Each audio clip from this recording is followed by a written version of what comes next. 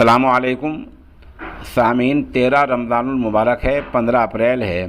ख़बर का उन्वान है 10 सूबों में बिजली का बहरान। ख़बर थोड़ी तफसील से सुन लें।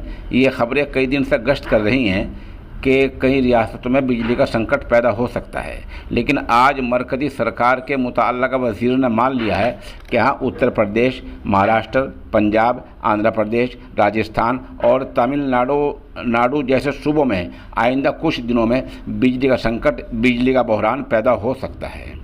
सरकारी बयान में कहा गया है कि कुछ तो कोयला महंगा हो गया है, बाहर से आने में देरी हो जाती है, रेलवे वक्त पर नहीं पहुंच पाती, इसलिए ये संकट बहरान पैदा होगा। सवाल ये है कि अगर ये सारे काम आपको अभी बताने थे तो आपका इंतज़ाम कहाँ है?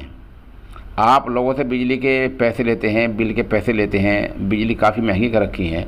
अगर आप वक्त पर बिजली नहीं देंगे तो और आवाम को क्या देंगे? बहरहाल ये एक आम सहूलत वाली चीज़ है और अगले कुछ दिनों में जो सूबे हमने गिनाए हैं उनमें बिजली का बहरान पैदा हो सकता है।